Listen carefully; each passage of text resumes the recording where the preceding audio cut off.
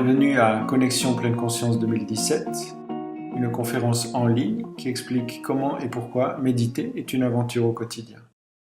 À l'occasion de cette conférence, nous rencontrons 39 intervenants qui sont activement engagés dans le monde de la santé, l'éducation, l'entreprise, la citoyenneté et l'écologie. Nous voyons comment ces intervenants conjuguent méditation et action. Et nous accueillons maintenant Michel-Maxime Heger. Michel-Maxime est sociologue et éco-théologien. Il anime le laboratoire de la transition intérieure à l'organisation non gouvernementale Pain pour le prochain, basée à Lausanne, en Suisse. Il anime aussi le réseau Trilogie, qui met en dialogue les traditions spirituelles avec les grands enjeux de notre temps. Il est l'auteur de plusieurs ouvrages sur l'éco-spiritualité et l'éco-psychologie. Michel-Maxime intervenait lors de la conférence donnée à Genève le 21 octobre 2017. Bonsoir, c'est déjà le soir. Peut-être d'abord un ou deux mots pour me situer, savoir d'où je parle. Donc, si je regarde un peu mon parcours, je dirais qu'il y a comme deux axes. Il y a un premier axe spirituel, plus de 35 ans, qui m'a, depuis des origines catholiques, fait passer par l'Inde, puis le bouddhisme zen, puis redécouverte de mes racines chrétiennes à travers la tradition orthodoxe. Un long chemin, 35 ans, avec, au cœur de ce chemin, une pratique quotidienne, régulière de méditation et de prière, aujourd'hui la prière du cœur, la tradition hésychaste orthodoxe. Ça, c'est la partie méditante. C'est la dimension transformation de soi. Et puis, il y a un autre axe, qui est l'axe alors plutôt politique, citoyen, engagé, après les études de sociologie et du journalisme, qui fait que depuis un peu plus de 25 ans, je travaille dans des organisations de la société civile, des ONG, en particulier dans le domaine de la solidarité Nord-Sud, avec du travail d'abord de campagne de sensibilisation de la population sur ces enjeux, de dialogue avec les entreprises sur les questions de protection des droits humains et de la nature, et puis ensuite du travail de lobbying politique au Parlement à Berne. Et pour moi, depuis pratiquement le début, mais c'est devenu de plus en plus évident et de plus en plus profond et intégré, ces deux dimensions, militant, méditant, transformation du monde, transformation de soi, ne font qu'un, dans une forme d'articulation, de mise en boucle, d'unité. Et c'est vrai que je vivais ça sur le plan personnel, mais que je n'avais pas forcément la possibilité de l'incarner, de le vivre dans ma vie professionnelle. Jusqu'à l'année dernière, où une ONG suisse, une des grandes ONG de développement, Pain pour le prochain, m'a engagé pour créer un laboratoire de la transition intérieure. Alors, là, la transition, vous voyez peut-être ce que c'est. Sans doute la plupart d'entre vous ont vu un film comme Demain. Voilà, Demain, c'est toutes ces alternatives qui, justement, co-créent, inventent le monde de demain dans toutes sortes de domaines. L'écologie, les énergies alternatives, les monnaies complémentaires, l'éducation, etc. Alors l'idée de Pain pour le prochain, c'était pas, à côté de son travail politique en Suisse, de sensibilisation et de solidarité à travers des programmes de développement au Sud, c'était pas de créer un programme de développement d'énergie alternative ou de monnaie complémentaire ou un éco-village ou ce genre de choses. Mais c'est de dire, et c'est ce qui manque en particulier dans le film Demain, il y a un travail à faire sur les dimensions intérieures de cette transition. Et c'est ce que depuis une année, j'essaie de développer dans le cadre de ce laboratoire, à travers tout un travail et de réflexion et de conférences, mais aussi la création d'espaces de formation et d'expérimentation pour pouvoir vivre ces dimensions de la transition intérieure.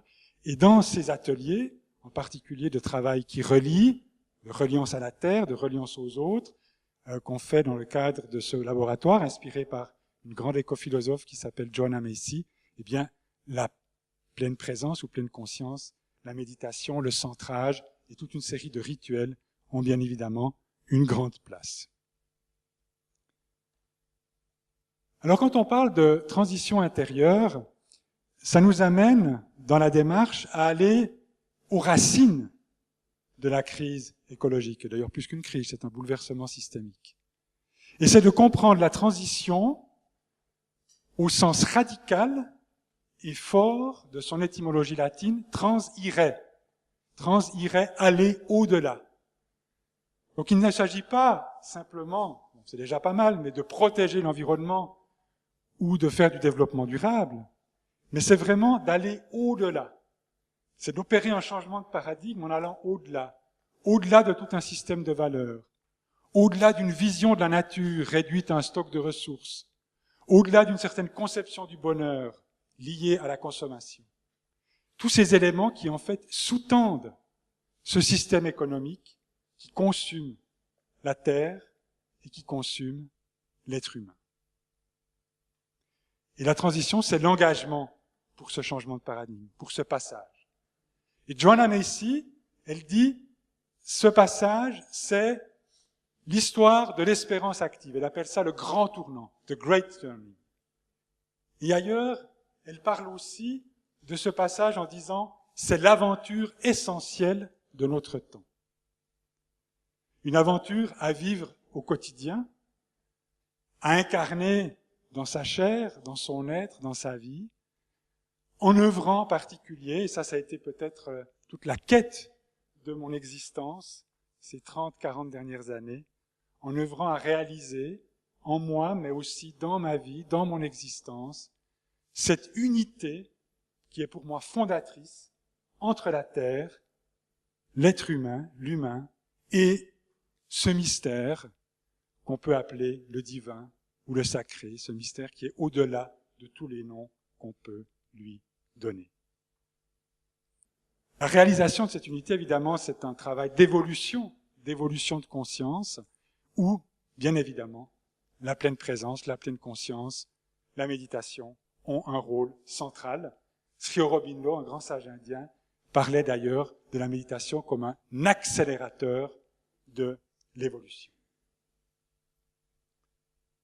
Alors au cœur de ce passage, il y a, merci de m'avoir soufflé le titre, Jean-Philippe, il y a cette idée, c'est une des dimensions clés, de passer de l'éco, ou d'une perspective éco-anthropocentrée, à une perspective éco-cosmocentrée. Et pour illustrer cette métamorphose, j'aimerais vous raconter une petite histoire. Une histoire que j'aime beaucoup, qui est tirée d'un livre qui s'appelle L'Almanach d'un Comté des Sables, qui est écrit par une des grandes figures de l'écologie américaine, Aldo Leopold. Et Aldo Leopold, c'est un forestier, un grand amateur de chasse. Il a vécu la première moitié du XXe siècle. Et un jour qu'il est avec des amis dans une forêt montagneuse, ils sont en train de chasser, il voit une meute de loups. Et alors, c'est son expression, surexcité, il tire dans la masse, véritable carnage. Et quand ils ont vidé leur chargeur, à ce moment-là, Aldo Leopold voit une louve, une vieille louve, qui gît au sol et qui est en train de mourir. Et d'une manière complètement nouvelle et complètement incompréhensible, il est comme attiré irrésistiblement par cette vieille louve. Donc il se précipite vers elle, et juste avant qu'elle rende son dernier souffle, il a juste le temps, dit-il, de voir une flamme verte s'éteindre dans ses yeux. Et voilà ce qu'il écrit. Je compris alors, et pour toujours, qu'il y avait dans ces yeux-là quelque chose de neuf, que j'ignorais, quelque chose que la montagne et cette louve étaient seules à connaître. J'étais jeune à l'époque et toujours le doigt sur la gâchette. Pour moi, à partir du moment où moins de loups signifiait plus de cerfs, pas de loups signifierait à l'évidence le paradis des chasseurs. Belle métaphore du système économique dominant. Mais après avoir vu mourir la flamme verte, je sentis que la louve, pas plus que la montagne, ne partageait ce point de vue. Je trouve cette histoire magnifique et je crois qu'elle nous donne quelques clés pour cette mutation intérieure à laquelle nous appelle la transition écologique. Et je vais simplement vous en donner 3. La première clé Et là, je reprends une expression de Joanna Macy, dans son travail qui relie, c'est honorer notre douleur ou notre peine pour le monde. À ses disciples, le moine bouddhiste Thich Nhat Hanh, grande figure de référence de la pleine présence ou pleine conscience, à ses disciples qui lui demandaient « Mais qu'est-ce que l'on peut faire face au désastre écologique ?» Un jour, il leur répondit « Ce dont nous avons le plus besoin pour sauver la planète, c'est d'écouter en nous les échos de la terre qui pleure. » Écoutez en nous les échos de la terre qui pleure. Et c'est d'une certaine manière ce qu'a fait Aldo Leopold. Parce que quand ses yeux ont rencontré les yeux de cette louve, qu'ils ont vu cette flamme verte, eh bien j'aurais presque envie de dire que d'une certaine manière, son cœur s'est comme enflammé. C'est-à-dire qu'il a été touché au plus profond de son être. Et là me vient tout de suite une question. Pourquoi? Pourquoi y a-t-il un tel fossé, un tel écart entre d'un côté tous les maux dont souffre la Terre, tous les désastres écologiques et toute l'information dont on dispose sur ces problèmes, et de l'autre côté, l'insuffisance des mesures et l'insuffisance des changements de comportement. Alors évidemment, il y a plein de raisons qui peuvent expliquer cet écart. Je crois qu'il y a un élément très important, en lien avec ce dont nous discutons aujourd'hui, c'est que l'être humain contemporain est un être qui est dissocié, qui est divisé intérieurement. Il y a comme une déconnexion entre sa tête et son cœur. Et être conscient, ce n'est pas la même chose qu'être informé. L'information, ça nourrit le mental, ça nourrit la tête. Mais posons-nous la question, est-ce que véritablement cette information, elle descend à l'intérieur de notre être pour venir toucher notre cœur? J'aurais envie de dire enflammer, embraser notre cœur. Et vous savez que le cœur brûlant, c'est la définition même du courage. Courage dont a parlé Sébastien tout à l'heure. Donc, dans ce chemin de transition, il y a une démarche essentielle qui consiste, comme le dit Joanna Macy, à cesser d'être des bâtons, des cerveaux sur des bâtons. Cesser d'être des cerveaux sur des bâtons. C'est-à-dire, cela implique donc à nous reconnecter, à faire un travail, et là la méditation a évidemment tout son rôle de reconnexion intérieure, de réunification intérieure, corps, âme et esprit. Et cela veut dire d'une part, oser regarder, ouvrir les yeux, comme Aldo Leopold, sur les problèmes et tous les désastres écologiques. Aujourd'hui, on a un gros problème de déni de réalité, en particulier dans le monde politique. Mais aussi, encore plus important, on l'a évoqué aujourd'hui, accueillir sans jugement, et je pourrais ajouter avec bienveillance, toutes les émotions et sentiments qui peuvent naître de ces problèmes. Des sentiments d'ailleurs que souvent les gens, ou nous refoulons, parce qu'ils sont inconfortables. La peur, la tristesse, la colère, le découragement, le désespoir, le sentiment d'impuissance, la culpabilité, etc., etc. Cet accueil est extrêmement important parce que ça, c'est ce qui ressort de ces ateliers de travail qui relient que nous faisons. Eh bien, c'est que, en fait, d'entrer dans son ressenti par rapport à tout ça, c'est une condition sine qua non pour que ces dommages, ces maux de la terre nous concernent vraiment. C'est une condition pour qu'ils nous concernent vraiment.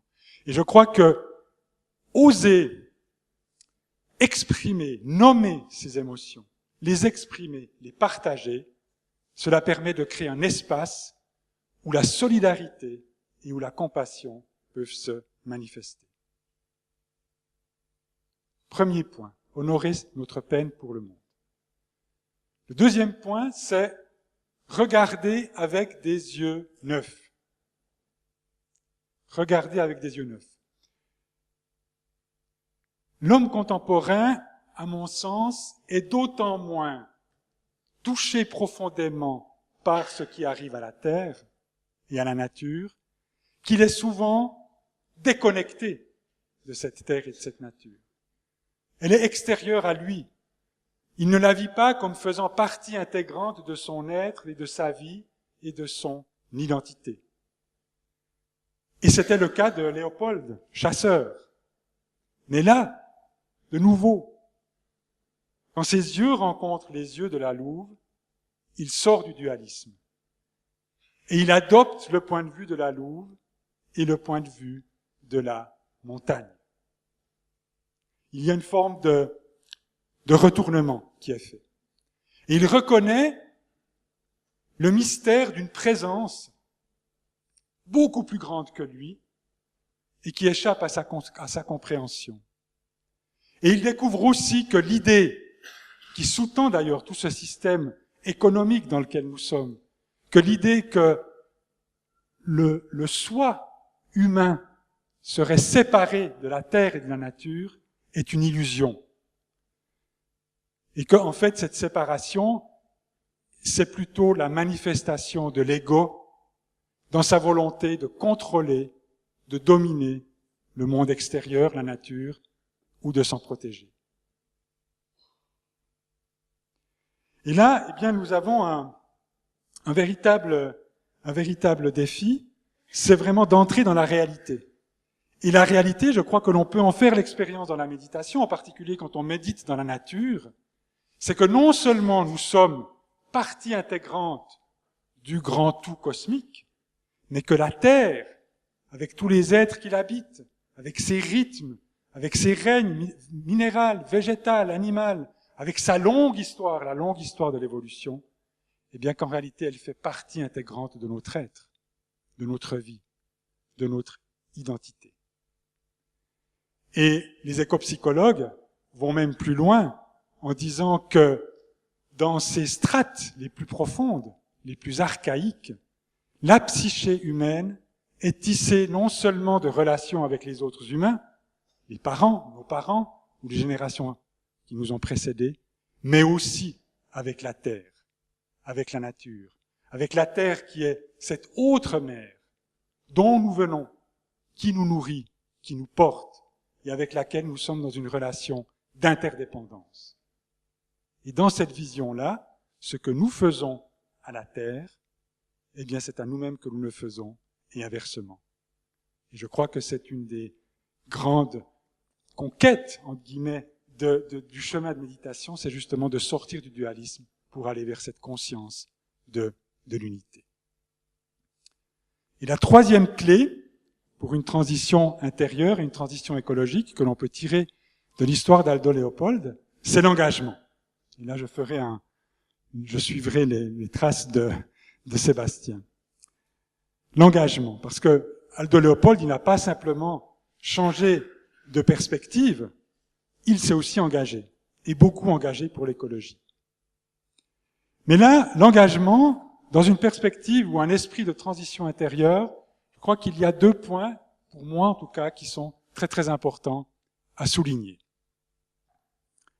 Le premier, c'est par rapport à l'engagement d'aller à la découverte de son désir profond, de son désir profond personnel. En fait, dans quel monde est-ce que j'ai envie de vivre? Dans quelle histoire est-ce que j'ai envie de m'inscrire? Quelle peut être ma part de colibri par rapport à l'avènement ou l'émergence de ce monde de demain?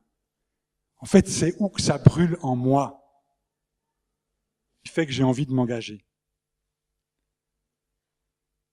Et ça, c'est très important parce que je pense que seule une aspiration forte pour une destination qui nous enflamme va nous donner la force et l'énergie de pouvoir surmonter tous les obstacles qui ne vont pas manquer d'apparaître sur notre chemin. Le deuxième élément important par rapport à l'engagement, c'est la posture intérieure. La posture intérieure. Vous savez, c'est la célèbre phrase de Gandhi, « Deviens le changement que tu veux voir advenir ». Et c'est une manière de dire que, au fond, l'engagement, c'est important, mais peut-être que la manière de s'engager est aussi, sinon plus importante que l'engagement lui-même. Et là, je ne peux pas m'empêcher d'évoquer tant d'initiatives, et j'en connais beaucoup, et j'en ai connu beaucoup, tant d'initiatives merveilleuses, vraiment généreuses, et qui, à un moment ou l'autre, ont fini par dériver ou capoter à cause de ce fameux PFH, ce putain de facteur humain, pour reprendre l'expression de Pierre Rabhi, toutes ces questions d'ego, de pouvoir, non identifiées, non résolues. C'est pour ça que cette question de la posture intérieure, elle est absolument essentielle. Et là, en conclusion, j'aimerais juste donner 3 éléments. 3 éléments qui, en fait, sont pour moi constitutifs, il y en aurait d'autres, mais d'une nouvelle forme d'engagement citoyen qui, pour moi, s'incarne justement dans la figure du méditant militant. Nouvelle figure de l'engagement en quête de cohérence. Premier élément, c'est que, à l'agir volontariste de l'ego et du petit moi, qui veut, le méditant militant va substituer le non-agir, au sens quasi taoïste du terme. Alors il ne s'agit pas bien sûr de ne rien faire, mais la question c'est que quand je fais et quand j'agis et que je m'engage, qui est aux commandes?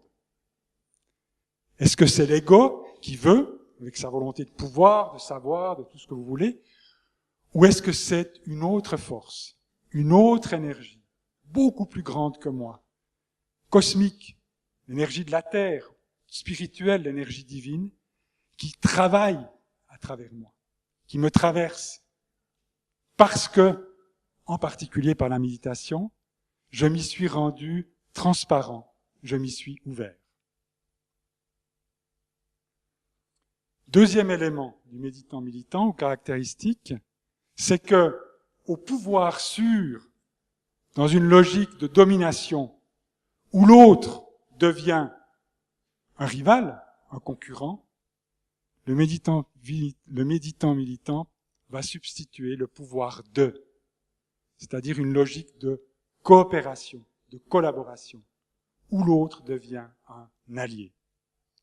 Et là, c'est ce qui permet de passer de la peur, il y a beaucoup de peur dans les entreprises, de la peur à la confiance. Et le pouvoir de, contrairement au pouvoir sûr, il augmente quand on le partage. Et troisième élément du méditant militant, c'est que, à l'efficacité, véritable obsession de notre époque, l'efficacité qui doit être mesurable, avec des critères rationnels à plus ou moins court terme, eh bien, le méditant militant va substituer ou préférer la fécondité. La fécondité qui porte des fruits à long terme, et des fruits d'ailleurs souvent invisibles, et des fruits qui ne nous appartiennent pas. Et ça, c'est la grande leçon de la Bhagavad Gita, c'est le détachement par rapport aux fruits de notre action. Donc, honorer notre peine pour le monde, voir avec des yeux neufs, changer de regard, et travailler à développer une nouvelle posture de l'engagement, celle du méditant militant. Voilà 3 pistes, parmi d'autres, pour la transition intérieure. 3 pistes, j'aurais envie de dire, pour réenchanter le monde. Et 3 pistes pour enraciner notre engagement écologique plus profondément dans l'être, en lui donnant toute sa plénitude de sens. Et là, à ce moment-là, l'écologie, l'engagement écologique, n'est plus de l'ordre du « il faut », une forme de devoir moral ou d'idéal extérieur, mais devient comme quelque chose qui naît organiquement d'un processus de croissance, de cheminement de l'être, lié à ce travail d'unification intérieure et à cette union progressive, à la réalisation progressive de cette unité fondatrice entre la terre, l'humain et ce mystère du sacré ou du divin. Merci de votre attention.